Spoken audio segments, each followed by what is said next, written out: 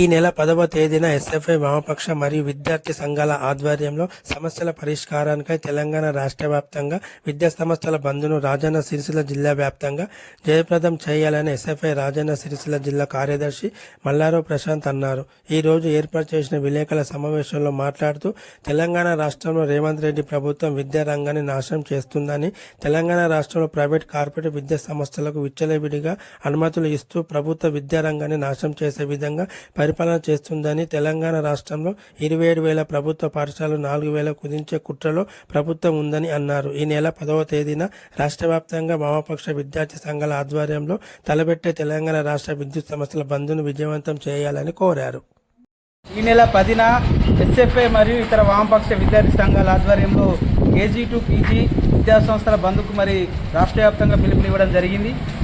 ఈ రాష్ట్రంలో విద్యార్థులు ఎదుర్కొంటున్నటువంటి సమస్యలు పరిష్కరించడంలో ఈ రాష్ట్ర ప్రభుత్వం తీవ్రంగా విఫలమైందని చెప్పేసి ఈరోజు విద్యా సంస్థల బంద్కు అనేటువంటి పిలుపునివ్వడం జరిగింది.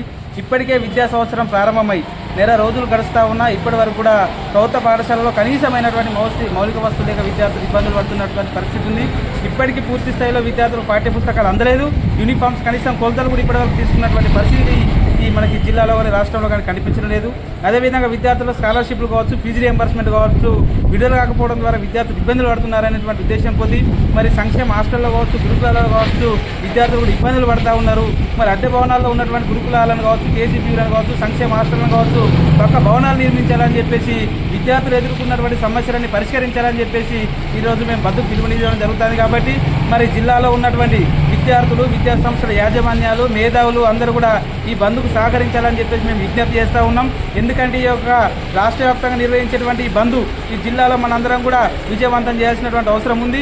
ఎందుకంటే మన సమస్యల పరిష్కారం కోసం తీసుకున్నటువంటి ఈ బంద్ను మనం సహకరిస్తేనే, బంద్ను విజయవంతం చేస్తేనే ప్రభుత్వానికి ఒక చెంపపెట్టలాగా ఈరోజు మనము తెలియజేయాల్సినటువంటి అవసరం ఉంది. కాబట్టి అందుకని జిల్లాలో ఉన్నటువంటి విద్యార్థులు ప్రభుత్వ ప్రైవేటు పాఠశాలల ఉపాధ్యాయులు, మేధావులు, యాజమాన్యాలు అందరూ కూడా ఈ బంద్కు సహకరించాలని చెప్పేసి ఎస్ఎఫ్ఐ రాజన్న సిరిసిల్ల జిల్లా కమిటీ పక్షాన విజ్ఞప్తి చేయడం జరుగుతూ ఉంది. నా పేరు మల్లారావు ప్రశాంత్, ఎస్ఎఫ్ఐ రాజన్న సిరిసిల్ల జిల్లా కార్యదర్శి.